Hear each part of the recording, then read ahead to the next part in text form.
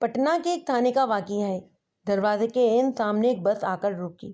بس کی چھت پر مسافروں کا سامان رسے سے بندھا ہوا تھا۔ بس رکتے ہی کنڈکٹر چھلانگ لگا کر نیچے اترا۔ اس کے ساتھ ہی چند مسافر بھی جلدی سے نیچے آ گئے۔ میں اپنے کمرے میں بیٹھا چک کے پیچھے سے یہ سارا منظر دیکھ رہا تھا۔ بس سے اترنے والوں کے چہروں پر ہوائیاں اڑ رہی تھیں۔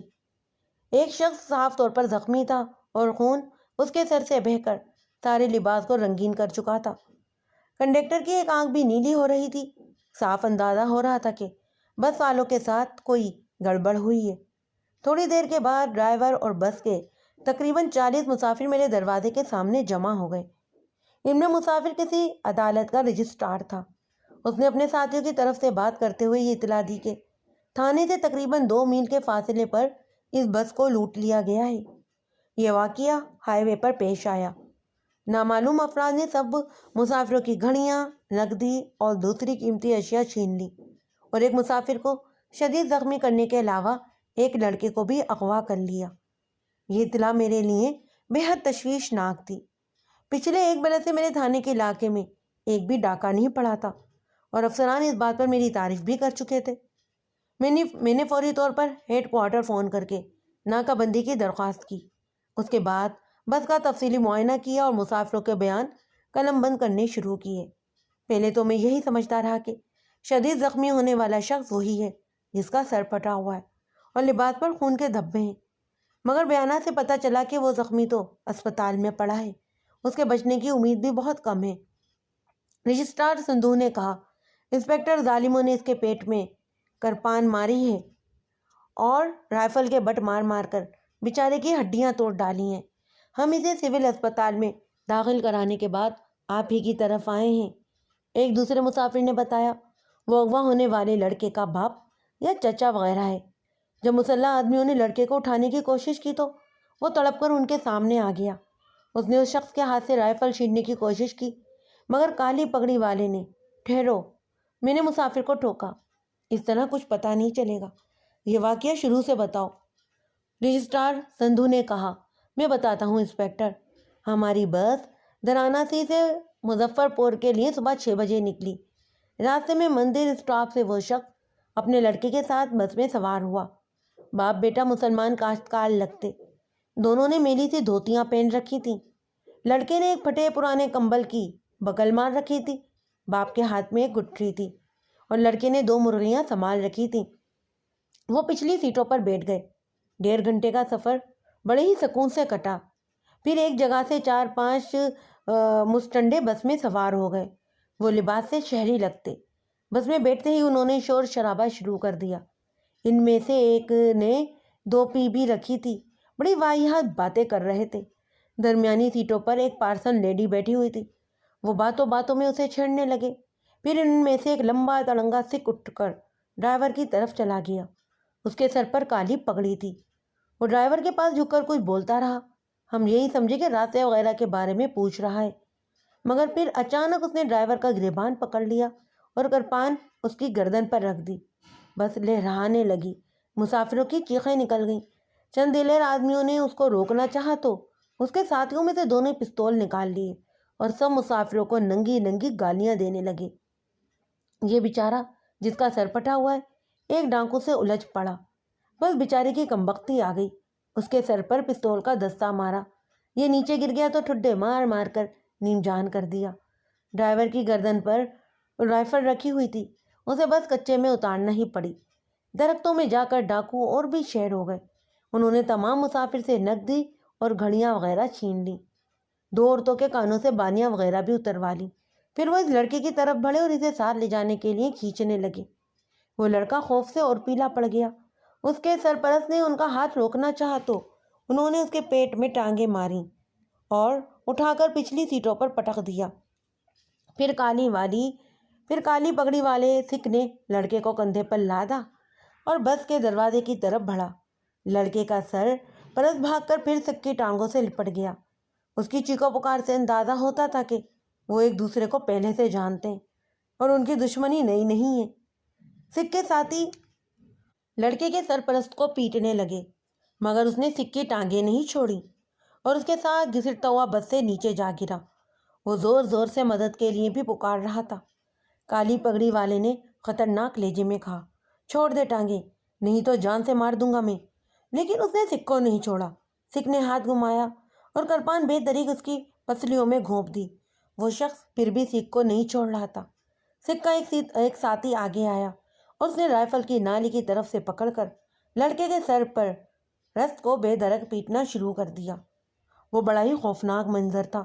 وہ اسے اس جگہ جان سے مار دینا چاہتے تھے۔ گولی صرف اس لیے نہیں چلا رہے تھے کہ ارد گرد کھیتوں میں کام کرنے والے مزدور ہوشیار نہ ہو جائیں۔ ہماری طرف اسلحہ اٹھا ہوا تھا، ہم بالکل بے بس تھے۔ آخر لڑکے کے سرپرست نے بے سوت ہو کر کالی پگڑے والے سکھ کی ٹانگیں چھوڑ دیں اور وہ لوگ بھاگتے ہوئے درختوں میں گم ہو گئے تھے۔ اغوا اور ڈکیتی کی رپورٹ درج کرنے کے بعد میں اس شخص کو دیکھنے اسپتال روانہ ہوا جس نے اس واردات میں سب سے زیادہ نقصان اٹھایا تھا۔ اسپتال والوں نے بتایا کہ زخمی کی حالت بہت زیادہ خراب ہے اور وہ بیان دینے کے قابل نہیں۔ وہ ہنگامی وارڈ میں تھا۔ میں نے اس کی صورت دیکھی، اسے خون اور گلوکوز لگا ہوا تھا۔ عمر 45 سال کے لگ بھگ تھی۔ اس نے داڑھی رکھی ہوئی تھی اور ماتھے پر محراب تھا۔ دیکھتے ہی اندازہ ہو جاتا کہ وہ مسلمان ہے۔ شکل و صورت سے شریف اور صلح پسند آدمی نظر آتا۔ معلوم نہیں اس کی دشمنی کس سے اور کیوں پیدا ہوئی تھی۔ بس کے مسافروں میں سے کوئی ایک بھی مجرموں کو نہیں پہچان سکا، نہ ہی وہ مضروب اور مغوی لڑکے کو پہچانتے تھے۔ یعنی اس وقت تک سب اندھیرے میں تھا۔ جب تک زخمی ہوش میں نہ آ جاتا کوئی رائے قائم کرنا بہت مشکل تھا۔ میں نے بڑے ڈاکٹر سے ملاقات کی۔ اس نے بتایا کہ زخم گہرا ہے۔ کرپان دائیں پسلیوں کے اندر تقریباً 3 انچ تک گھس گئی ہے۔ پھیپھڑے زخم پر زخم آئے۔ اس کے علاوہ رائفل کی ضربوں سے نچلا جبڑا اور دونوں بازوؤں کی کئی ہڈیاں ٹوٹ گئی ہیں۔ ڈاکٹر نے کہا ہے کہ اگر 12 گھنٹے تک مریض کو ہوش میں آنا بہت مشکل ہے اور اگر ایسا ہو بھی گیا تو وہ بیان دینے کے قابل نہیں ہوگا۔ میں نے ڈاکٹر سے ان اشیاء کے بارے میں پوچھا جو زخمی کے لباس سے برآمد ہوئی تھی۔ ڈاکٹر نے مجھے اپنے معاون کے ساتھ اسپتال کے اسٹور میں بھیج دیا۔ یہاں ایک الماری میں زخمی کا خون آلود دھوتی، کرتا اور دیگر اشیاء رکھی تھی۔ دھوتی کرتا بوسیدہ تھا اور اس میں پسینے کی مہک رچی بسی تھی۔ کرتے کی جیب سے بس کے 2 ٹکٹ تھے، تھوڑی سی نقدی تھی، ایک پنسورا تھا اور ایک چھوٹا سا چاقو تھا۔ میں نے یہ ساری چیزیں اپنی تحویل میں لے لیں۔ اس کے بعد ایک فوٹوگرافر کو بلوایا اور زخمی کی 2 تصویریں اتروا لیں۔ ان کاموں سے فارغ ہو کر میں اسپتال سے واپس تھانے پہنچا۔ تھانے میں زخمی کی گٹھڑی موجود تھی اور وہ مرغی بھی جو مغوی لڑکے کے ہاتھوں سے نکل کر بس میں رہ گئی تھی۔ میرے لیے سب سے اہم چیز گٹھڑی تھی۔ میں نے بڑی احتیاط سے اسے کھولا۔ اس میں کپڑے تھے، گڑ کی ایک پوٹلی تھی، تھوڑا سا تمباکو تھا۔ کپڑوں میں سے 3 جوڑے مردانہ تھے جن کے بارے میں نے اندازہ لگایا کہ یہ لڑکے اور اس کے سرپرست کے ہیں، جبکہ 3 جوڑے کسی عورت کے تھے۔ میں نے بہت کوشش کی لیکن گٹھڑی میں سے لڑکے اور اس کے سرپرست کے نام پتے کا کوئی کھوج نہیں ملا۔ اب آ جا کے مندر اسٹاف والا سراغ ہی رہ جاتا تھا۔ باپ بیٹا یہاں سے بس میں سوار ہوئے تھے۔ میں نے اگلے روز علیہ صبح بلال شاہ کو اپنے پاس بلا لیا اور سرکاری جیپ پر پٹنہ سے مندر اسٹاپ کی طرف روانہ کیا۔ یہ جگہ شہر سے کوئی 30 میل کے فاصلے پر تھی۔ جیپ میں ہمارے ساتھ رجسٹرار سندھو بھی تھا۔ یہ ہنگامی پٹنہ ہی کا رہنے والا تھا اور ہمارے ساتھ بہت تعاون کر رہا تھا۔ راستے میں سندھو سے مسلسل گفتگو ہوتی رہی۔ میرے پہنچنے پر سندھو نے بتایا کہ لڑکے کی عمر 13-14 سال ہوگی، یا ہو سکتا ہے کہ اس سے کچھ اور کم ہو۔ اس نے بادامی رنگ کا میلا سا کھیس لپیٹ رکھا تھا، چہرے اور ہاتھوں پر کالک لگی ہوئی تھی۔ لگتا تھا کہ شہر میں موٹر میکینکی کرتا ہے۔ اگر اس کے سر پر اس طرح نہ پھیرا ہوتا اور نہا دھو کر اچھے کپڑے پہن لیتا تو خاصا خوبصورت نظر آتا۔ میں نے سدھو سے پوچھا، تمہارا اپنا کیا اندازہ ہے لڑکے کو کیوں اغوا کیا گیا ہے؟ وہ الجھے ہوئے لہجے میں بولا، انسپیکٹر میں کچھ کہہ نہیں سکتا، کوئی پرانی دشمنی لگتی ہے۔ وہ باپ بیٹے کو سنگین گالیاں دے رہے تھے۔ لڑکا ان سے بہت ڈرا ہوا تھا اور اس کے حلق سے تو کوئی آواز تک نہیں نکل رہی تھی۔ ہاں، باپ نے کافی دلیری دکھائی۔ وہ آخر وقت تک اغوا کرنے والوں سے لڑتا رہا، مار کھاتا رہا اور چیختا چلاتا بھی رہا۔ وہ بار بار کہہ رہا تھا کہ ہمارا کیا قصور ہے، ہم نے تمہارا کیا بگاڑا ہے۔ ایک مسٹنڈے نے کیکا لگایا اور گالی دے کر کہا، تم نے کچھ نہیں بگاڑا، لیکن تمہاری کچھ لگتی نے بہت بگاڑا ہے، کلیجہ چھلنی کر دیا ہے ہمارا۔ سدھو کا بتایا ہوا یہ جملہ خاصا اہم تھا۔ کسی اور نے اپنے بیان میں یہ بات نہیں بتائی تھی، یا شاید بدحواسی میں کسی کو یاد ہی نہ رہا ہو۔ سدھو بولا، ہو سکتا ہے وہ گنڈے کسی عورت کے چکر میں ہو اور اسے قابو کرنے کے لیے انہوں نے اس لڑکے کا اغوا کر لیا ہو۔ میں نے کہا، تمہارا مطلب ہے کہ یہ لڑکا اس عورت کا بھائی یا بیٹا وغیرہ ہوگا؟ اندازہ تو میرا یہی ہے جی۔ میرا دھیان ان کپڑوں کی طرف چلا گیا جو زخمی گٹری میں سے برآمد ہوئے تھے۔ ان میں زنانہ لباس بھی تھے، لیکن کوئی عورت لڑکے اور اس کے سرپرست کے ساتھ موجود نہیں تھی۔ مجھے یوں لگ رہا تھا جیسے لڑکا، لڑکے کا سرپرست اور وہ عورت مجرموں کے خوف سے بھاگے تھے، لیکن راستے میں انہوں نے عورت کو کہیں چھپا دیا یا کسی کی پناہ میں دے دیا اور خود مظفر پور کی طرف جا رہے تھے، لیکن پکڑے گئے۔ بہرحال کئی امکانات ہو سکتے تھے۔ میں جلد از جلد اسٹاپ پر پہنچنا چاہتا تھا۔ اس علاقے کا تھانے دار تیواری سنگھ میرا بڑا ہی گہرا شناسا تھا۔ امید تھی کہ وہ بھرپور تعاون کرے گا۔ ہم دوپہر کے وقت مندر اسٹاپ پہنچے اور سیدھے تیواری کے تھانے کا رخ کیا۔ تیواری سنگھ خوش اخلاقی سے ملا۔ چائے وغیرہ سے فارغ ہو کر میں نے اسے اپنی آمد کا مقصد بتایا اور مدد چاہی۔ میں نے اسے زخمی کی وہ تصویریں بھی دکھائیں جو اسپتال میں کھینچی گئی تھیں۔ تھانے دار نے اسی وقت ایک ادھیڑ عمر ہندو کوشوان کو قریبی گاؤں سے تھانے بلا بھیجا۔ اس شخص کا نام رام دیا تھا۔ تھانے دار تیواری نے بتایا کہ رام دیا مندر اسٹاپ کے ٹانگا اڈے کا سب سے پرانا کوچوان ہے۔ قریبی دیہات سے جتنے بھی ٹانگے، کھچڑے وغیرہ سب اسٹاپ پر آتے ہیں، یہ ان سب کے مالکوں سے واقف ہے، بلکہ ان کے دلوں کے حال بھی جانتا ہے۔ تیواری نے رام دیا سے کہا کہ وہ سب کوچوانوں کو اڈے پر اکٹھا کرے، ہم 1-2 گھنٹے میں وہاں پہنچ رہے ہیں۔ رام دیا نے پریشانی سے کہا، خیر تو ہے بابو جی؟ تیواری نے کہا، خیر ہی ہے، کوچوانوں سے کچھ سواریوں کے بارے میں پوچھنا ہے۔ یہ سواریاں کل صبح مندر اسٹاپ سے مظفر پور جانے والی بس میں سوار ہوئی تھیں۔ دیا رام نے کہا، سواریوں کا حلیہ وغیرہ؟ تیواری نے میری دی ہوئی دونوں تصویریں دیا رام کے سامنے کر دیں۔ دیا رام کچھ دیر غور سے ان تصویروں کو دیکھتا رہا۔ اس کی آنکھوں میں بلا کی ذہانت تھی۔ اچانک بولا، بابو جی، اس شخص کے ساتھ ایک گورا چٹا لڑکا بھی تھا نا، بادامی رنگ کے کھیس والا؟ اس نے نسواری کلر کی چپل پہن رکھی تھی۔ ہاں ہاں، میں نے بے اختیار کہا، اور ساتھ میں ایک گٹھری بھی تھی ان کے پاس۔ بالکل، بلال شاہ نے بھی دل و جان سے اقرار کیا، میں نے کل انہیں اڈے پر دیکھا تھا۔ میرے بیٹے چھوٹو نے بھی ان سے بات کی تھی۔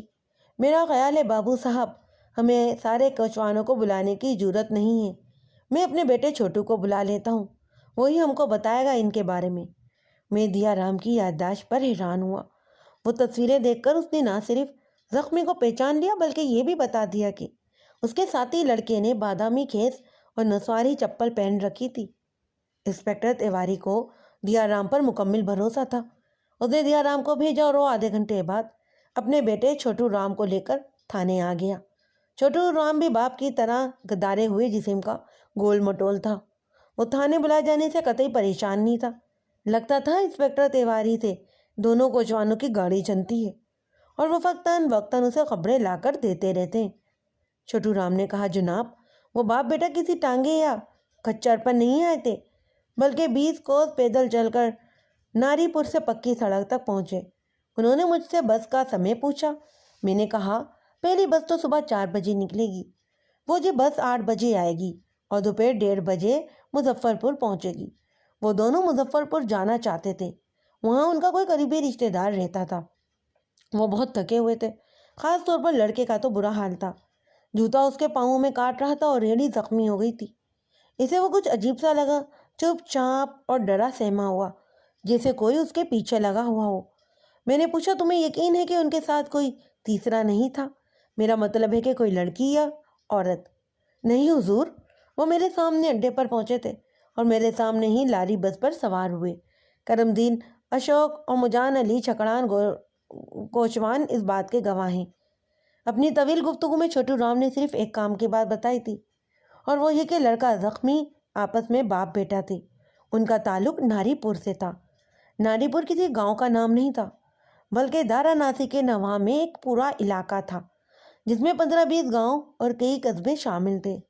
یہاں پچھلے دنوں ہندو مسلم فسادات بھی ہوئے تھے اور ان کی خبریں اخباروں کی زیرت بھی بنتی رہی تھیں۔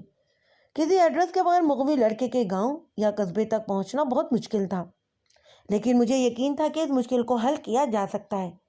ہر تھانے میں پولیس کے مخبر ہوتے ہیں، اگر وہ دل لگا کر کوشش کریں تو گھر سے غائب ہونے والے کسی شخص کو ڈھونڈ نکالنا ان کے لیے مشکل نہیں ہوتا۔ مگر اس سر کھپائی کی نوبت تو تب آتی جب زخمی کوئی بیان نہ دے سکتا، اور مجھے امید تھی کہ وہ بیان دے سکے گا۔ اسی روز میں بلال شاہ مندر اسٹاپ سے واپس آ گئے۔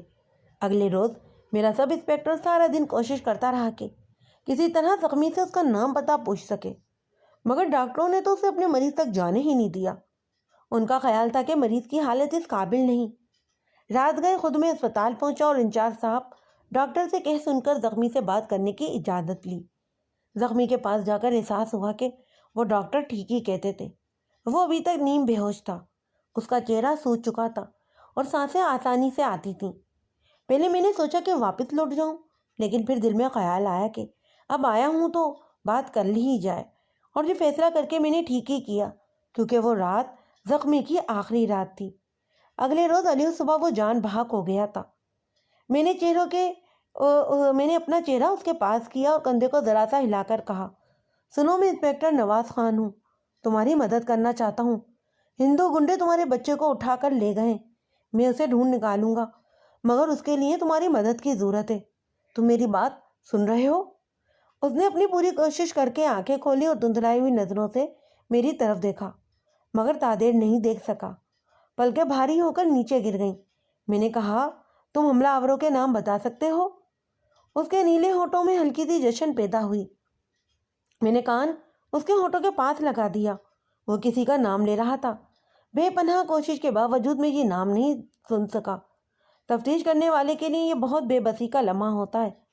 مظلوم اس کے سامنے ہوتا ہے، ظالم کا نام مظلوم کے ہونٹوں پر ہوتا ہے، لیکن جسم میں اتنی توانائی نہیں ہوتی کہ وہ قانون کی مدد کر سکے۔ صرف 2-3 لفظوں کی بات ہوتی ہے، مگر ساری زندگی کروڑوں الفاظ بولنے والا شخص اپنی زندگی کے یہ لفظ اہم ترین ادا کرنے سے قاصر رہتا ہے۔ ایسے موقعوں پر تحریر سے کام لیا جاتا ہے۔ میرا دھیان بھی اس طرف گیا، لیکن ایک تو زخمی کے دونوں ہاتھوں پر پلستر جکڑا ہوا تھا، دوسرا وہ پڑھا لکھا بھی دکھائی نہیں دیتا تھا۔ مجبوری ہی مجبوری تھی۔ پہلے سوال کا جواب حاصل کرنے میں ناکام رہنے کے بعد میں نے دوسرا سوال پوچھا، تم ناری پور کے کس گاؤں سے آئے ہو؟ 2-3 بار سوال دہرایا تو بات اس کی سمجھ میں آ گئی۔ اس کے لب ایک بار پھر ہلے۔ میں نے کان پھر اس کے ہونٹوں سے لگایا۔ اس نے ایک بار پھر مدم سرگوشی کی، لیکن سمجھ میں کچھ آ نہیں رہا تھا میرے۔ میں نے اس کے ہونٹوں کی طرف دیکھا۔ ہر بار جب وہ اپنے گاؤں کا نام بتانے لگتا، اس کے دونوں ہونٹ ایک دوسرے سے مل جاتے۔ یہ بڑی باریک سی بات تھی، لیکن اتفاقاً نظر میں آ گئی۔ اس بات کا نظر میں آنا بعد میں میرے لیے بڑا ہی مددگار ثابت ہوا۔ ہونٹوں کے ملنے سے مجھے اندازہ ہوا کہ وہ جس گاؤں کا نام لے رہا ہے اس کا پہلا حرف بے، پے یا میم سے آتا ہے۔ یہی 3 حروف ہیں جنہیں ادا کرتے ہوئے ہونٹ آپس میں مل جاتے ہیں۔ اس نقطے کو ذہن میں رکھنے کے بعد میں نے ایک بار پھر زخمی کی سرگوشیاں سمجھنے کی کوشش کی، اور ایک بار پھر ناکام ہوا۔ مجھے محسوس ہوا کہ فی الوقت زخمی سے کچھ بھی معلوم کرنا ممکن نہیں۔ میں نے اس سے تسلی اور تشفی کی چند باتیں کیں اور کہا کہ وہ بے فکر رہے، اس کا بیٹا جہاں بھی ہے ہم ڈھونڈ نکالیں گے، وہ بس جلد سے جلد ٹھیک ہونے کی کوشش کرے۔ اس نے بھرپور کوشش کے بعد دوبارہ پلکیں اٹھا کر میری طرف دیکھا۔ یہ نظریں مجھے تا زندگی یاد رہیں گی۔ ان نظروں میں آنسو تھے، التجائیں تھیں، درد کا سمندر تھا اور خاموش گزارش تھی، دیکھو میں تمہارا مسلمان بھائی ہوں، مفلس اور مجبور ہوں، مجھ پر ظلم ہوا ہے، بہت بڑا ظلم ہوا ہے، مدد کرو میری، بے رحم دشمنوں کے خلاف میری مدد کرو۔ زخمی زیادہ دیر میری طرف دیکھ نہیں سکا، اس کی ناتوانی پلکوں کا بوجھ اٹھانے سے قاصر تھیں۔ آنکھیں پھر بند ہو گئیں۔ میں بوجھل دل کے ساتھ اس کے پاس سے اٹھایا۔ میرا دل کہہ رہا تھا کہ میں اس نیک صورت شخص کو آخری بار دیکھ رہا ہوں۔ جیسا کہ میں نے بتایا ہے کہ اگلی صبح اس نے دم توڑ دیا تھا۔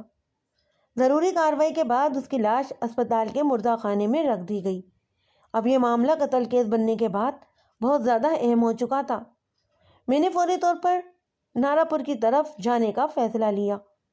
ایک سب انسپکٹر کو چارج دینے کے بعد میں نے عملے کے 2 آدمی ساتھ لیے اور پٹنہ سے غازی پور ناری پور روانہ ہو گیا۔ ناری پور پٹنہ بھاگپور کے علاقے کچھ زیادہ خوشحال نہیں تھے۔ ان دونوں تو ویسے بھی بنگال میں قحط کی سی کیفیت تھی۔ اس بھوک ننگ کا اثر ان علاقوں میں بھی تھا۔ کمزور لوگ، لاغر مویشی، بھوکے ننگے بچے اور خشک زمینیں۔ ناری پور میں مجھے دور دور تک یہی مناظر نظر آئے۔ مسلمانوں کی حالت بہت زیادہ پتلی تھی۔ ناری پور میں تو جیسے انہیں سانپ سونگھا ہوا تھا۔ بھوک اور غربت کی مار پڑ رہی تھی۔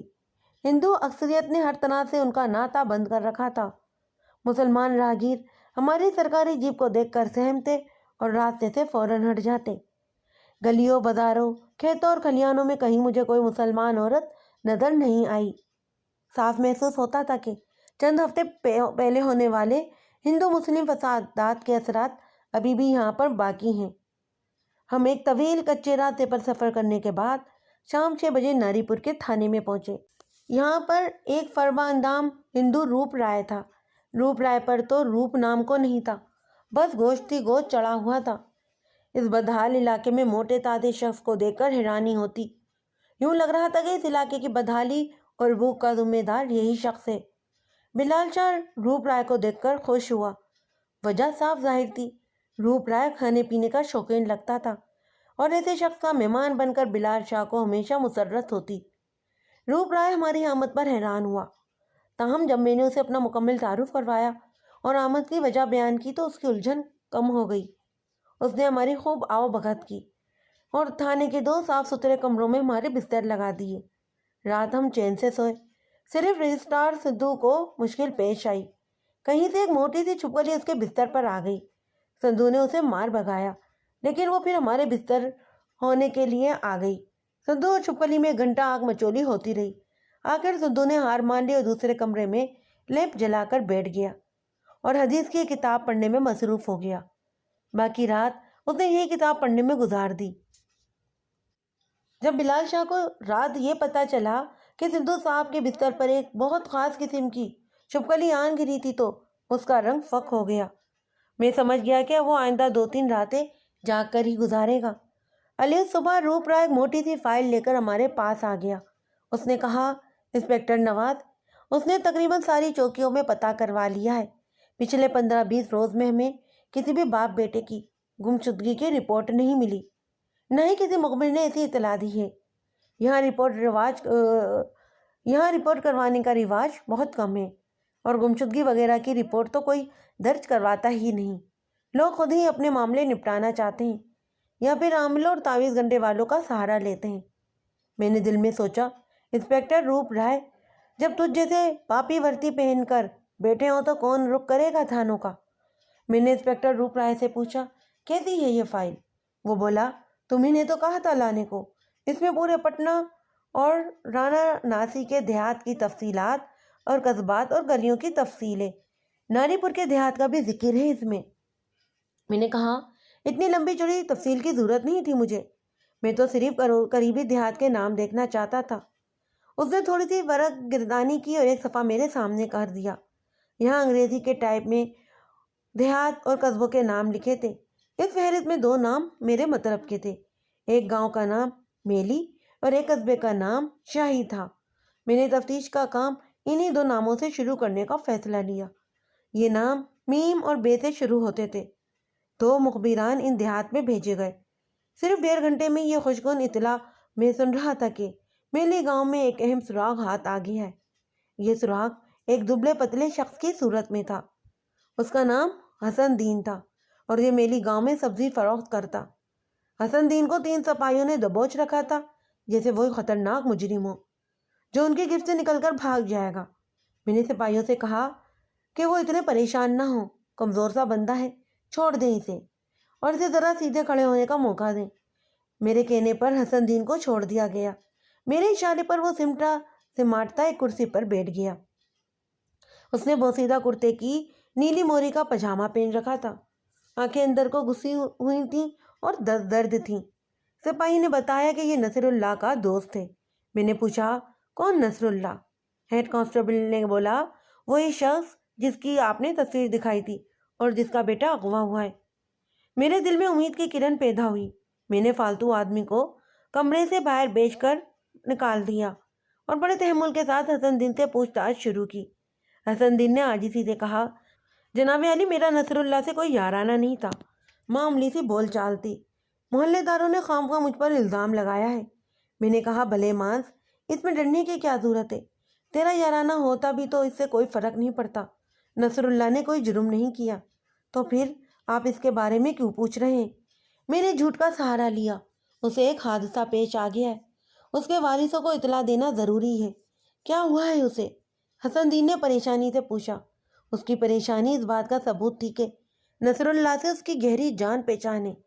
میں نے کہا، حادثے کے بارے میں تمہیں میں بعد میں بتاؤں گا، پہلے یہ بتاؤ کہ کوئی عزیز رشتے دار ہے یہاں پر؟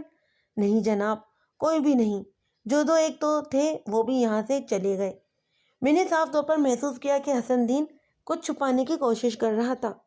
میں نے کہا، تم نصر اللہ کے پڑوسی ہو، تمہیں معلوم ہونا چاہیے کہ نصر اللہ یہاں سے کب اور کن حالات میں گیا، اور اس کے دوسرے لوگ کون تھے؟ حسن دین خشک ہونٹوں پر زبان پھیرا۔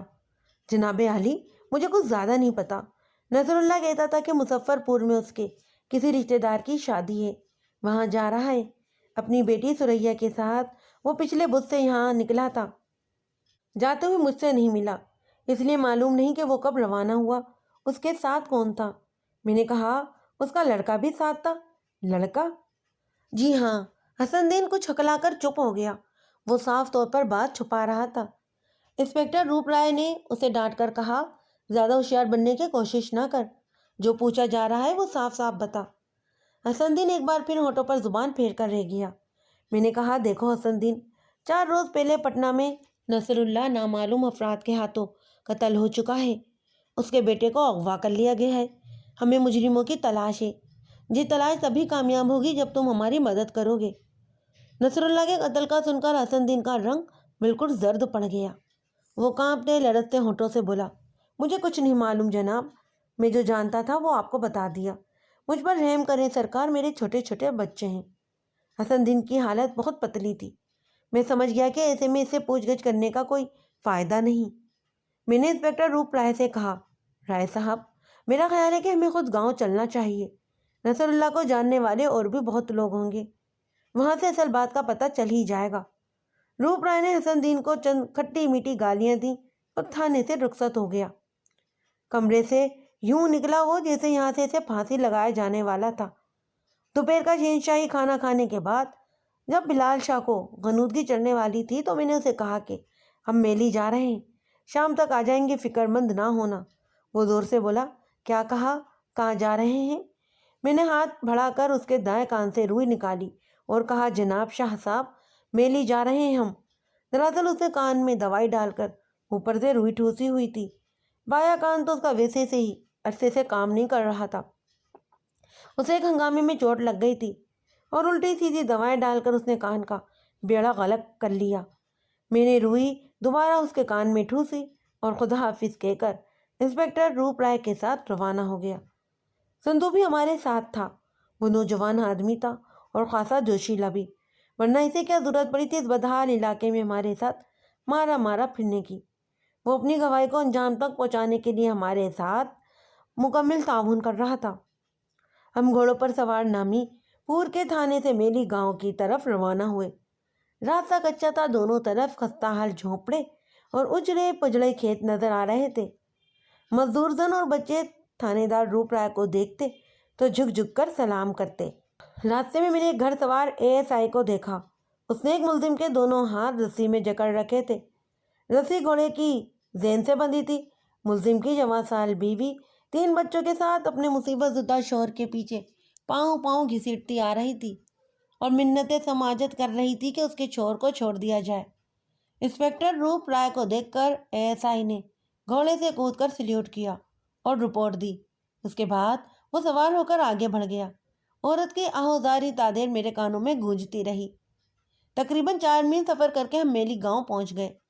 ہماری آمد کی اطلاع پہلے ہی پہنچ چکی تھی۔ پورا گاؤں ہوشیار شاباش دکھائی دیتا۔ مکھیا کے گھر سے باہر چارپائیاں ڈال دی گئیں اور برشی برادر ہندو معاشرے چوکس کھڑے تھے۔ وہ لوگ جن سے پوچھ گچھ کی جانی تھی ہمارے آنے سے پہلے ہی موجود تھے اور زمین پر اکڑو بیٹھ چکے تھے۔ ہم چارپائی پر بھرا جمان ہو گئے۔ قریبی 2 صاف شفاف گھڑے رکھے تھے اور ان کے گرد سرخ صافیاں لپٹی ہوئی تھیں، جیسا کہ معلوم ہوا کہ ان میں ہمارے لیے ٹھنڈا دودھ تھا۔ مختلف رسموں سے فارغ ہو کر میں نے نصر اللہ کے خاص جان پہچان والوں سے پوچھ تاچھ شروع کی۔ ان میں 5-6 مسلمان اور 3 ہندو تھے۔ ان سب نے یہی بتایا کہ مظفر پور میں نصر اللہ کے کسی عزیز کی شادی تھی اور وہ وہاں جانے کا ارادہ رکھتا۔ ان لوگوں نے ایک اور انکشاف بھی کیا، اور وہ یہ کہ نصر اللہ کا کوئی بیٹا نہیں تھا اور نہ ہی کوئی لڑکا گاؤں سے اس کے ساتھ گیا۔ یہ بہت ہی الجھانے والی بات تھی۔ اگر نصر اللہ کا کوئی لڑکا یا بیٹا نہیں تھا تو اغوا ہونے والا لڑکا کون تھا؟ مجھے یاد آیا کہ تھانے میں پوچھ تاچھ کے دوران حسن دین بھی لڑکے کے ذکر پر چونکا تھا۔ اس نے بڑا ہی گول مول سا جواب دے کر اس ذکر سے جان چھڑا لی تھی۔ مجھے یہ بھی احساس ہو رہا تھا کہ حسن دین سبزی فروش ان سب لوگوں سے زیادہ جانتا ہے جو اس وقت میرے سامنے بیٹھے ہوئے ہیں۔ رات ہم نے میلے ہی میں گزارنے کا پروگرام بنایا۔ مکھیا نے اپنی حویلی کا ایک حصہ ہمارے لیے خالی کر دیا۔ شام کے کھانے میں پورے گاؤں نے پورا زور لگایا۔ ہم کل 6 آدمی تھے، لیکن نظر اٹھا کر دیکھا تو سامنے 30 آدمیوں کا کھانا سجا ہوا تھا۔ مرغی مچھلی سے لے کر تیتر بٹیر اور فروٹ سے لے کر شراب اور کباب تک سب کچھ دسترخوان پر حاضر تھا، اور ابھی مزید لایا جا رہا تھا۔ لگتا تھا علاقے میں روپ رائے سے بڑی محبت کی جاتی ہے۔ اسے آپ زبردستی کی محبت بھی کہہ سکتے ہیں۔ مجھے بلال شاہ کی بدنصیبی پر افسوس ہونے لگا۔ یہ دسترخوان ہوتا اور بلال شاہ ہوتا تو کوئی نہ کوئی ریکارڈ ضرور ٹوٹ ہی جاتا۔ کھا پی کر روپ رائے تو مقامی لوگوں کو شکایت سننے بیٹھ گیا اور میں چہل قدمی کے لیے کھیتوں کی طرف نکل گیا۔ ایک مقامی کانسٹیبل کے علاوہ سندھو بھی میرے ساتھ تھا۔ راستے میں نے سندھو سے سرگوشی کی، یار کسی طرح حسن دین سے ایک ملاقات ہونی چاہیے، لیکن ایسے ہو کہ کسی کو پتہ نہ چلے۔ سندھو کی آنکھیں چمک اٹھیں اور بولا، ابھی راستے میں اس کانسٹیبل نے مجھے حسن دین کا گھر دکھایا تھا۔ اگر آپ مناسب سمجھے تو میں رات کسی وقت حسن دین کو آپ کا پیغام پہنچا دیتا ہوں۔ کیسا پیغام؟ یہی کہ وہ کسی وقت خاموشی سے ناری پور تھانے پہنچ جائے۔ نہیں، یہ مناسب نہیں، وہ پہلے ہی بہت ڈرا ہوا ہے۔ سدھو نے میری ہاں میں ہاں ملائی۔ اچانک میرے ذہن میں ایک بات آئی۔ میں نے کہا، کیوں نہ ہم ابھی سے تم کسی بہانے اس کانسٹیبل کو واپس تھانے کوئی چیز لانے بھیج دو۔ اس کے واپس آنے تک ہم حسن دین کے گھر گھس چکے ہوں گے۔ میری بات سدھو کی سمجھ آ گئی۔ وہ کچھ دیر خاموشی سے چلتا رہا، پھر کڑھا کر زمین پر بیٹھ گیا۔ کیا ہوا؟ میں نے پوچھا۔ کچھ نہیں نواز صاحب، یہ جوتی کاٹ رہی ہے۔ میں نے مسکرا کر کہا، نہیں ہے نا، جوتی اور بیوی میں یہی فرق ہوتا ہے، جوتی نہیں کاٹتی ہے اور بیوی پرانی۔ آپ مذاق کر رہے ہیں نواز صاحب، مجھ سے چلا نہیں جا رہا۔ میں نے سنجیدگی سے اس کا پاؤں ٹٹولا، پھر کانسٹیبل سے کہا، سنجے جاؤ تھانے سے کوئی چپل لے آؤ، اس کے لیے ہم یہیں کھڑے ہیں، ذرا جلدی آنا۔ کانسٹیبل نے اٹینشن ہو کر فوراً جی اچھا کہا اور تیزی سے واپس مڑا۔ سدھو نے ہانک لگائی، بھائی صاحب یہ جوتے تو لیتے جاؤ۔ کانسٹیبل واپس آیا اور جوتی لے کر اندھیرے میں روپوش ہو گیا۔ اس کے جاتے ہی میں اور سدھو اٹھے اور بڑی ہی تیزی سے آبادی کی طرف چل دیے۔ حسن دین کا گھر گاؤں کی ایک بیرونی گلی میں تھا۔ گھر کیا تھا، کچا پکا جھونپڑا تھا۔ دروازے پر ایک مریل سی گدی بندھی ہوئی تھی۔ بیرونی دیوار بڑی خستہ حالت میں تھی۔ میں نے گلی میں آگے پیچھے دیکھا، کوئی تیسرا شخص دکھائی نہیں دیا۔ موقع بڑا ہی مناسب تھا۔ میں نے دروازے پر دستک دی۔ چند لمحے بعد ایک ڈری ہوئی آواز سنائی دی، کون؟ میں پہچان گیا، یہ حسن دین ہی تھا۔ میں نے نرمی سے کہا، حسن دین، میں ہوں انسپکٹر نواز، دروازہ کھولو۔ دوسری طرف حسن دین کی سٹی گم ہو گئی۔ وہ چند لمحے کچھ بھی نہ بول سکا۔ مجھے خدشہ ہوا کہ وہ کسی طرف کی دیوار پھلان کر بھاگی نہ جائے۔ بہرحال یہ نوبت ہی نہ آئی۔ آہٹ ہوئی اور حسن دین نے کپکپاتے ہاتھوں سے کنڈی کھول دی۔ میں اور سدھو ایک لمحہ ضائع کیے بغیر اندر گھس گئے۔ سدھو نے کنڈی دوبارہ چلا دی۔ صحن میں ایک طرف دکان کی بچی کچی سبزی ٹوکروں میں پڑی ہوئی تھی، اندر ایک کمرے میں مدھم روشنی ہو رہی تھی۔ یہاں حسن دین کی بیوی مرغی کی طرح اپنے دونوں بچوں کو پروں میں سمیٹے بیٹھی تھی۔ نہ جانے ہمارے اس طرح اندر گھس آنے سے اس نیک بخت کے دل پر کیا بیت رہی تھی۔ غالباً اس چار دیواری میں اگر کوئی قیمتی چیز تھی تو اس کی جوانی ہی۔ یہی وجہ تھی کہ حسن دین اتنا خوفزدہ نظر آ رہا تھا۔ میں نے محبت سے اس کے کندھے پر ہاتھ رکھا اور اپنے ساتھ چلاتا ہوا دوسرے کمرے میں لے آیا۔ 10-15 منٹ کی سخت کوشش کے بعد میں اس کا بے پناہ خوف کم کرنے میں کامیاب ہوا۔ دھیرے دھیرے میں اسے اپنے اعتماد میں لے کر زبان کھولنے پر آمادہ کر لیا۔ حسن دین سے میرا سب سے اہم سوال یہی تھا کہ وہ لڑکا کون تھا جو نصر اللہ کے ساتھ گیا اور نامعلوم افراد کے ہاتھوں اغوا ہوا۔ جواب میں حسن دین بولا، آپ کو غلط فہمی ہو رہی ہے جناب، نصر اللہ کے ساتھ کوئی لڑکا نہیں تھا اور نہ ہی وہ یہاں سے کسی لڑکے کو لے کر گیا تھا۔ میں نے سدھو کی طرف اشارہ کرتے ہوئے کہا، یہ شخص اس بس میں موجود تھا، وہ لڑکا اس کے سامنے اغوا ہوا تھا۔ حسن دین نے تھوک نکل کر ادھر ادھر دیکھا جیسے راز فاش ہونے سے ڈر رہا ہو، پھر پھنسی پھنسی آواز میں بولا، وہ لڑکا نہیں تھا جناب، وہ نصر اللہ کی بیٹی سریا تھی۔ یہ انکشاف ہم دونوں کے لیے دماغہ خیز تھا۔ میں حیرت سے حسن دین کی طرف دیکھنے لگا۔ مجھے فوراً کوشوان چھوٹو رام کی بات یاد آئی کہ وہ عجیب سا لڑکا تھا، سمٹا سمٹایا اور سیما ہوا بیٹا ہوا تھا۔ سدھو نے بھی بتایا تھا کہ اغوا کے وقت لڑکے پر تو جیسے سختہ طاری ہو گیا اور وہ معمولی سے بھی چیخو پکار نہ کر سکا۔ تو اس کا مطلب یہ تھا کہ نصر اللہ اپنی بیٹی کو لڑکے کے روپ میں لے کر یہاں سے لے جا رہا تھا۔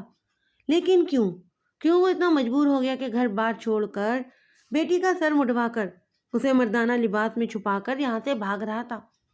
کیا یہ ہندو مسلم کا فساد تھا یا کوئی اور بات تھی؟ اب یہ بات بھی میری سمجھ میں آ رہی تھی کہ واردات کے وقت نصر اللہ نے گنڈوں کی اتنی شدید مزاحمت کیوں کی اور انہیں روکنے کی کوشش میں جان کی بازی کیوں ہار گیا۔ وہ گنڈے اس کی عزت کو اس کے سامنے اٹھا کر لے جا رہے تھے۔ اپنی بچی کو درندوں کے قبضے سے محفوظ رکھنے کے لیے اس نے جان کی بازی لگا دی۔ بستر مرغ پر نصر اللہ کی فریادی نظریں مجھے یاد آئیں اور ذہن میں انگارے سے بڑھنے لگے۔ میں نے حسن دین سے کہا، حسن، اگر تمہاری اطلاع کو درست مان لیا جائے تو سوال پیدا ہوتا ہے کہ نصر اللہ نے ایسا کیوں کیا؟ وہ کس کے خوف سے گاؤں چھوڑ کر بھاگا تھا؟ حسن دین کی آنکھوں میں ایک بار پھر خوف کے سائے لہرانے لگے۔ کچھ نہیں جانتا میں صاحب، جو مجھے معلوم تھا وہ میں نے آپ کو بتا دیا۔ میں نے کہا، یہ بات تو تم نے پہلے بھی کہی تھی اور اس کے بعد تم نے سریا والا انکشاف کیا ہے۔ دیکھو حسن، یہ بات اپنے ذہن میں بٹھا لو کہ میں تمہیں دکھ دینے نہیں، تمہارا دکھ بانٹنے آیا ہوں۔ جو کچھ تم مجھے بتاؤ گے میرے سینے میں محفوظ رہے گا۔ حسن دین کی آنکھوں میں آنسو جھلملانے لگے۔ میں نے اسے نگاہ ملاتے ہوئے پوچھا، کیا نصر اللہ ہندوؤں کے ڈر سے بھاگا تھا؟ میرے سوال نے حسن دین کے ضبط کا بند توڑ دیا۔ اس کی آنکھوں سے لگاتار آنسو بہنے لگے۔ ہاں صاحب جی، وہ انہی ظالموں کے خوف سے بھاگا تھا۔ ان لوگوں نے ہمارے گھر جلا دیے، ہمارے مردوں کو برچھیوں سے چھیدا اور ہماری عورتوں کو اٹھا کر لے گئے۔ کون سا ظلم ہے جو ان لوگوں نے ہم پر نہیں توڑا؟ ہم تو شاید پیدا ہی دکھ اٹھانے کے لیے ہوئے ہیں۔ مشکل سے چند مہینے گزرے ہیں کہ فساد کی آگ بھڑک اٹھی ہے۔ ہر دفعہ ہماری بربادی کا کوئی نہ کوئی بہانہ بن جاتا ہے۔ حسن بڑی ہی زور و شور سے رونے لگا۔ میں نے اسے دلاسا دیتے ہوئے پوچھا، اس دفعہ کیا بات ہوئی تھی؟ کچھ نہیں معلوم، پچھلے 7-8 ماہ سے تو بالکل سکون تھا۔ ہم خوش تھے کہ شاید زندگی آسان ہو جائے، مگر یکدم پھر آگ بھڑک اٹھی۔ سنا ہے کہ سلطان پور گاؤں میں ہندو جاٹوں کے لڑکے نے مسلمان درزی کی بیٹی کو سرے راہ چھیڑا۔ لڑکی نے گھر جا کر شکایت کی، بس اسی سے بات بڑھ گئی۔ رات کو 8-10 گنڈے آئے اور درزی کی بیٹی کو اس کی سہیلی سمیت اٹھا کر لے گئے۔ یہ خبر گاؤں میں پھیلی تو مسلمان لاٹھیاں اور کلہاڑیاں لے کر نکل آئے۔ انہوں نے جاٹوں کے 2 گھروں کو آگ لگا دی۔ اس آگ کی چنگاریاں پوری ناری میں پھیل گئیں اور جگہ جگہ فساد بھڑک اٹھا۔ مسلمانوں کی اکثریت صرف 3-4 دیہات میں ہے، باقی ہر جگہ ہندو زیادہ ہیں۔ وہ غصے میں بھپر کر مسلمانوں پر جھپٹ پڑے۔ ایک رات میں کم از کم 23 آدمی مارے گئے، جبکہ زخمیوں کا تو کوئی حساب ہی نہیں۔ مسلمانوں کے 100 سے زائد گھر نظر آتش کر دیے گئے، جبکہ کئی لڑکیاں اٹھا لی گئیں۔ 3 لڑکیاں تو صرف میلی سے ہی اٹھائی گئیں۔ ان میں سے 2 کی بنینا لاشیں اگلے روز شمشان گھاٹ سے ملی تھیں۔ اس فسادی گاؤں کے مکھیا کا بیٹا راجن بھی زخمی ہوا۔ اس کی ٹانگوں کے درمیان خنجر لگا تھا اور جسم کا نازک حصہ کٹ گیا۔ فساد کے بعد نصر اللہ کے ایک ہندو پڑوسی نے یہ بات پھیلا دی کہ راجن کو چھرا مارنے والا نصر اللہ ہی تھا۔ دراصل اس شخص کا کھیت نصر اللہ کے کھیت کے ساتھ تھا۔ ان میں دیر سے عداوت چلی آ رہی تھی۔ اس شخص نے موقع غنیمت جان کر نصر اللہ کو ایک جھوٹے معاملے میں الجھایا۔ ہندوؤں کو بھڑکانے کے لیے تو بس چنگاری کی ضرورت تھی۔ وہ نصر اللہ کی جان کے در پہ ہو گئے۔ گاؤں میں بظاہر امن و امان ہو چکا تھا، لیکن اندر ہی اندر مکھیا کے گنڈے نصر اللہ کو ٹھکانے لگانے کا پروگرام بنا چکے تھے۔ نصر اللہ ان حالات سے بہت خوفزدہ تھا۔ ایک بیٹی کے سوا اس کا دنیا میں کوئی نہیں تھا۔ وہ نہیں چاہتا تھا کہ بیٹی بھی بلوائیوں کا نشانہ بن جائے۔ خواہ اسے مشورے دے رہے تھے کہ وہ میلی چھوڑ کر سلطان پور چلا جائے یا پھر پٹنہ کی طرف نکل جائے۔ ان مشوروں کو مان کر وہ چپکے چپکے جانے کی تیاری کر رہا تھا۔ گاؤں سے نکلنا تو زیادہ مشکل نہیں تھا، لیکن یہ پورا علاقہ فساد زدہ تھا۔ جوان بیٹی کے ساتھ اس علاقے میں سے بخیر و عافیت نکل جانا بہت دشوار تھا۔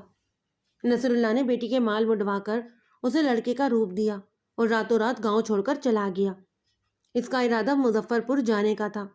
وہ گھر کو تالا لگا کر گیا اور اس امید پر گیا تھا کہ حالات ٹھیک ہو گئے تو وہ واپس لوٹ آئے گا، لیکن اس کی قسمت میں تو واپس آنا تھا ہی نہیں۔ حسن دین نے گلوگیر آواز میں کہا، میں قسم کھاتا ہوں جناب عالی، نصر اللہ کا قتل مکھیا نے کیا ہے یا بدواری دادا نے؟ میں نے پوچھا، یہ بدری دادا کون ہے؟ حسن دین نے حیران نظر آنے لگا، جیسے سمجھ نہ رہا ہو کہ ایک پولیس انسپکٹر ہونے کے باوجود میں بدری دادا سے کیوں کر واقف نہیں ہوں۔ میں نے اس کی حیرت دور کرنے کے لیے کہا، حسن دین، میں کل ہی پٹنہ سے آیا ہوں، مجھے یہاں کے سرگراہ لوگوں کے بارے میں زیادہ نہیں معلوم۔ حسن دین نے کہا، جناب، بدری دادا پرشادو شخص ہے جو اس علاقے کے مسلمانوں کی بلا کو چپٹا ہوا ہے۔ زندہ آدمی کو الٹا لٹکا کر قصابوں سے اس کی چڑی اتروا لینا بدری کے بائیں ہاتھ کا کھیل ہے۔ اس کے گنڈے پورے علاقے میں دندناتے پھرتے ہیں اور کسی کا جان و مال ان سے محفوظ نہیں۔ مسلمان تو مسلمان، نچلی ذات کے ہندو بھی اس کے ظلم سے پناہ مانگتے ہیں۔ یہ تازہ فساد جو یہاں ہوا ہے، اس میں 100% بدری پرشاد کا ہی ہاتھ ہے۔ وہ جب اور جہاں چاہے آگ لگوا سکتا ہے۔ اچانک حسن دین کو احساس ہوا کہ وہ جذبات کی رو میں مجھے کچھ زیادہ ہی بتا گیا ہے۔ اس کے چہرے پر تاریک سائے لہرا گئے۔ اس نے زمین پر بیٹھ کر میرے پاؤں پکڑ لیے۔ تھانے دار صاحب، آپ کو اللہ کا واسطہ یہ باتیں بس اپنے تک ہی رکھنا، ورنہ میرے اور میرے بچوں کا خون آپ کے سر ہوگا۔ میں نے اسے تسلی دی اور سدھو نے اس کے بغلوں میں ہاتھ دے کر بڑی مشکل سے اسے دوبارہ کرسی پر بٹھا دیا۔ میں نے اسے بدری اور پرشاد کا پتہ پوچھا۔ حسن دین نے اس کے قصبے کا نام رنگی بتایا اور بتایا کہ وہ فساد کے دوران ہی پٹنہ چلا گیا تاکہ اس پر اس خون خرابے کا الزام نہ آ سکے، اور اب تک وہ پٹنہ میں ہی ہے۔ حسن دین بہت کام کی باتیں بتا رہا تھا، لیکن میں اس کے پاس زیادہ دیر نہیں ٹھہر سکتا تھا۔ وجہ یہی تھی کہ ہم دو کانسٹیبل کو چکر دے کر یہاں آئے تھے، اور یقینی بات تھی کہ کانسٹیبل ہمیں ہر جگہ ڈھونڈتا پھر رہا ہوگا۔ اگر بات انسپکٹر روپ رائے تک پہنچ جاتی تو ہماری باقاعدہ تلاش شروع ہو جاتی۔ لہٰذا میں نے حسن دین سے کہا کہ وہ 2-3 روز بعد موقع نکال کر چپکے سے پٹنہ آئے، وہاں اطمینان سے بات کریں گے۔ ہم جس خاموشی سے حسن دین کے گھر میں گھسے تھے، اسی خاموشی سے نکل آئے۔ تھانے کے راستے ہی میں کانسٹیبل سے ملاقات ہو گئی۔ وہ سدھو کے چپل اٹھائے نہ جانے کب سے چکراتا ہوا پھر رہا تھا، اور اب ہماری گمشدگی کی اطلاع روپ رائے کو دینے جا رہا تھا۔ ہمیں دیکھ کر اس نے اطمینان کی سانس لی۔ دراصل فسادات کی وجہ سے یہ علاقہ بہت غیر محفوظ ہو چکا تھا۔ اگر ہم کچھ دیر اور نہ ملتے تو یقیناً گاؤں میں کھلبلی مچ جاتی۔ رات میلی میں گزارنے کے بعد اگلے روز علیہ صبح ہم واپس ناری پور روانہ ہو گئے۔ ہم ساپیر کے وقت ناری پور پہنچ سکے۔ بلال شاہ ہماری وجہ سے بے حد پریشان تھا۔ اس کی پریشانی کا ثبوت اس بات سے بڑھ کر اور کیا ہو سکتا تھا کہ ساپیر کے 2:30 بجے تھے اور وہ جاگ رہا تھا۔ یہ وقت بلال شاہ کے سونے کا ہوتا تھا۔ دوپہر کو لمبی لسی پی کر لمبی تان کر سونا اس کے لیے بہت ضروری تھا۔ دوپہر کو وہ جہاں کہیں جس حال میں بھی ہوتا، آنن فانن سونے کے لیے تیار ہو جاتا۔ 2-3 مرتبہ امرتسر سے جہانیندر آتے ہوئے وہ بس میں ہی سو گیا۔ بلال شاہ کو جاگتے دیکھ کر مجھے حیرانی ہوئی۔ میں نے حال احوال پوچھا۔ رات بھر انتظار کرنے والی بیوی کی طرح پہلے تو اس نے جڑی کٹی سنائی، پھر غصہ تھوک دیا۔ اس کے رویے سے مجھے اندازہ ہو رہا تھا کہ مجھے بتانے کے لیے اس کے پاس کوئی اہم اطلاع ہے۔ میرا اندازہ درست نکلا۔ بلال شاہ مجھے علیحدہ کمرے میں لے آیا اور کہا، خان صاحب، جب سے مجھے کم سنائی دینا شروع ہوا ہے، تھوڑا سا فائدہ بھی ہو گیا ہے۔ باتیں کرنے والے میری طرف سے بے فکر رہتے ہیں، اور کئی باتیں ایسی بھی میرے کانوں تک پہنچ جاتی ہیں جو اس سے پہلے نہیں پہنچی تھیں۔ میں نے کہا، تمہیں کم سنائی دینے لگا ہے، مگر اس وقت تو تم بڑے آرام سے میری باتیں سن رہے ہو۔ وہ شرارت سے مسکرانے لگا۔ بس یہ وقت کی بات ہوتی ہے، خیر چھوڑیے ان باتوں کو۔ کل رات میں اسی کمرے میں لیٹا ہوا تھا۔ ساتھ والے کمرے میں صبح کی ڈیوٹی والا سب انسپکٹر اور اس کے ساتھی بات کر رہے تھے۔ سارے ہی ہندو تھے۔ ان کی باتوں سے مجھے اندازہ ہوا کہ ناری پور کی پولیس غیر جانبدار نہیں، عملے میں زیادہ تر ہندو ہیں، یہ اندر خانے ہندو بلوائیوں سے ملے ہوئے ہیں۔ رات ہندو ASI نے تھانے کی 2 سرکاری بندوقیں اپنے من پسند گنڈوں کو دی ہیں۔ کاغذوں میں یہ بتایا گیا ہے کہ بندوقیں خراب تھیں اور مرمت کے لیے بھیجی ہیں۔ رات عملے کی باتوں سے مجھے اندازہ ہوا ہے کہ علاقے کا امن و امان وقتی ہے اور ہو سکتا ہے کہ چند دنوں یا ہفتوں بعد پھر فسادات پھوٹ پڑیں۔ بلال شاہ کی یہ اطلاع واقعی بہت اہم تھی۔ مجھے تو پہلے ہی شبہ ہو رہا تھا کہ روپ رائے جیسا تھانے دار انصاف سے کام نہیں لے سکتا۔ وہ اوپر سے بھائی چارے کی باتیں کرتا تھا، لیکن اندر سے مسلمانوں کو رگڑا دینے میں مصروف تھا۔ وہ بیچارے تو پہلے ہی پیسے ہوئے تھے، اب اور بے سر و سامان ہو گئے تھے۔ وہ تھانہ جس نے ان کی حفاظت کرنا تھی، ان کے خلاف بلوائیوں کو ہتھیار دے رہا تھا۔ یہ معمولی ظلم تو نہیں تھا۔ اسی روز میں اپنے عملے کے ناری پور سے پٹنہ واپس آ گیا۔ سارا دن سفر کرنے کے بعد ہم رات 11:30 بجے تھانے پہنچے۔ یہاں ابھی تک مغوی لڑکی یعنی سریا کا کوئی کھوج نہیں ملا۔ میرے قائم مقام سب انسپکٹر نے کئی جگہ چھاپے مارے، لیکن ناکام رہا۔ میں نے صبح ہوتے ہی بدری دادا کی تلاش شروع کر دی۔ حسن دین کے مطابق یہ شخص اس وقت پٹنہ میں ہی تھا، اور پٹنہ کوئی اتنا بڑا بھی نہیں تھا کہ آدمی سمندر میں قطرے کی طرح گم ہو جائے۔ کوشش کر کے بدری جیسے شخص کا کھوج لگایا جا سکتا تھا۔ میں نے چاروں طرف اپنے مخبر دوڑائے، دوسرے تھانوں کے مخبروں سے بھی مدد لی اور بدری کی تلاش شروع کر دی۔ جلدی ایک سیٹ کا کھوج مل گیا جس کے پاس کبھی کبھی بدری قیام کرتا۔ میں نے ایک ہوشیار ASI کے ذریعے سیٹ کی اچھی طرح ٹو کروائی، لیکن کوئی ایسا ثبوت نہیں ملا جسے پتہ چلتا کہ بدری اس دفعہ بھی اس سیٹ کے پاس ٹھہرا ہوا ہے۔ اسی دوران میلی سے حسن دین بھی چھپتا چھپاتا پٹنہ میرے پاس پہنچ گیا۔ میں نے اسے مہمان کی طرح عزت دی اور ہر طرح اس کی دلجوئی کی۔ رات کو تنہائی میں نے اس سے دیر تک بات چیت کی۔ حسن دین نے کہا، جناب میں پرسوں سلطان پور گیا، اس لڑکی کی ضمانت ہو گئی ہے جس نے درزی کی لڑکی کو اٹھایا تھا۔ یاد رہے کہ سلطان پور وہی گاؤں ہے جہاں سے فساد شروع ہوا۔ میں نے حسن دین سے پوچھا، تم جاٹو کے لڑکے کی بات کر رہے ہو نا؟ جی ہاں، حسن دین نے جواب دیا۔ فساد کی جڑ تو یہی لڑکا ہے۔ پہلے اس نے اس لڑکی کو چھیڑا، پھر ساتھی لے کر آ گیا اور ایک سہیلی سمیت اسے اٹھا کر لے گیا۔ دونوں لڑکیاں پورے 2 روز ان شیطانوں کے پاس رہیں، اور اب 1 مہینہ پورا بھی نہیں ہوا کہ وہ ضمانت پر رہا ہو کر گھر آ گیا۔ پورے سلطان پور میں گردن اکڑا کر چلتا پھرتا ہے اور ٹھٹے کرتا ہے۔ ذرا سوچیں آپ ان لڑکیوں کے وارثوں پر کیا گزرتی ہوگی۔ ایسی باتوں سے ہی تو فساد شروع ہوتے ہیں۔ میں نے پوچھا، تمہارا کیا خیال ہے کہ پھر گڑبڑ ہو سکتی ہے؟ اس کی آنکھوں میں خوف لہرا گیا۔ بالکل جناب، یہی حالت رہی تو کسی وقت پھر خون خرابہ ہو جائے گا۔ آگ بجھی نہیں ہے، بس سمجھے کہ ٹھنڈی پڑ گئی ہے۔ میں نے پوچھا، کیا نام ہے اس ہندو لڑکے کا؟ گوپال جی، بڑا ہی خرانٹ لڑکا ہے، تھوڑا بہت پڑھا لکھا بھی ہے۔ میں نے کہا، ایک کام کرو حسن دین، سلطان پور چلے جاؤ اور اس گوپال پر نظر رکھو۔ میرا مطلب ہے کہ ہمیں پتہ چلتا رہے وہ کہاں آتا جاتا ہے۔ کیا ایسا کر سکتے ہو تم؟ وہ بولا، سلطان پور میں میرا بہنوئی رہتا ہے، کھیتی باڑی کرتا ہے، آج کل اس نے سبزیاں لگائی ہوئی ہیں۔ میں دوسرے تیسرے روز جاتا ہوں اور کچر پر سبزی لاد کر لے آتا ہوں۔ کبھی دل چاہے تو رات اس کے گھر پر بھی رہ لیتا ہوں۔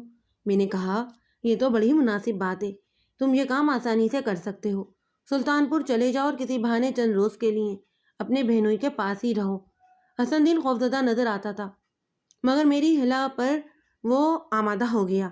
میں نے اگلے روز صبح سویرے اسے واپس ناری پور بھیج دیا۔ احتیاط کے طور پر میں نے ایک ہوشیار کانسٹیبل کو دیہاتی لباس میں اس کے ساتھ کر دیا۔ یہ تقریباً 4 روز کی بات ہے۔ شام کا وقت تھا، بادل چھائے ہوئے تھے اور دوپہر سے بوندا باندی ہو رہی تھی۔ میں تھانے میں ایک سائل کی شکایت سن رہا تھا کہ میرا کانسٹیبل ہانپتا کانپتا ہوا اندر داخل ہوا۔ یہ وہی کانسٹیبل تھا جسے میں نے حسن دین کے ساتھ سلطان پور بھیج رکھا تھا۔ میں نے سائل کو باہر بھیج کر کانسٹیبل عطا محمد کو پاس بٹھایا اور بولا، جناب میں اور حسن دین گوپال کا پیچھا کرتے ہوئے یہاں پہنچے ہیں۔ وہ آج صبح سویرے سلطان پور سے چلا، کوئی 4 میل پیدل چل کر پکی سڑک تک پہنچا اور وہاں سے لاری میں بیٹھ کر پٹنہ آیا ہے۔ ہم سلطان پور سے اس کے ساتھ لگے رہے۔ تھوڑی دیر پہلے وہ لاری اڈے سے پیدل چل کر کرچن چوک پہنچا اور اب وہاں سے ایک جوا خانے میں موجود ہے۔ کانسٹیبل نے یہ سب کچھ ایک ہی سانس میں بتا دیا۔ میں نے اسے پوچھا، حسن دین کہاں ہے؟ کانسٹیبل نے کہا، میں نے اسے کرشن چوک ہی چھوڑ کر آیا ہوں۔ میں نے فوراً کپڑے بدلے اور سادہ لباس میں کانسٹیبل کے ساتھ کرشن چوک کی جانب روانہ ہو گیا۔ یہ شہر کا ایک بدنام علاقہ تھا۔ ہم نے جیپ کرشن چوک سے کچھ فاصلے پر چھوڑ دی اور پیدل ہی چل پڑے۔ چوک میں زبردست گھما گائی تھی۔ حلوائیوں، پان فروشوں اور گاہکوں کی انگنت دکانیں تھیں۔ کانسٹیبل مجھے ایک تنگ بازار میں لے گیا۔ میں نے سر پر ایک بڑا سا رومال ڈال رکھا تھا اور اس کوشش میں تھا کہ میرا چہرہ کم سے کم نظر آئے۔ جرائم پیشہ لوگوں کے علاقوں میں پولیس والے کا پہچاننا جانا مشکل نہیں ہوتا۔ ہم ایک ہوٹل کی سیڑھیاں چل کر ہال کمرے میں داخل ہو گئے اور کونے کی ایک میز پر بیٹھ گئے۔ اس میز پر حسن دین پہلے سے موجود تھا۔ وہ کسی کبوتری کی طرح سہما ہوا تھا۔ اس ماحول میں حسن دین جیسا شخص سہمنے کے علاوہ اور کر بھی کیا سکتا تھا؟ چاروں طرف شور گپالا تھا۔ یوں لگتا تھا کہ شہر بھر کے لفنگے اور اوباش یہاں جمع ہو گئے۔ ان گانوں کی آوازوں میں ہر شخص چیخ چیخ کر باتیں کر رہا تھا۔ فضا میں دھواں تھا اور شراب کی بو پھیلی ہوئی تھی۔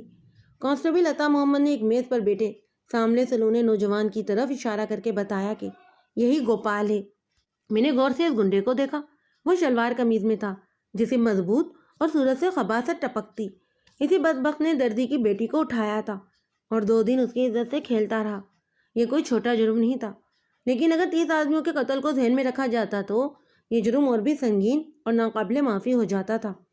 گوپال ہنس ہنس کر اپنے ساتھیوں سے باتیں کر رہا تھا۔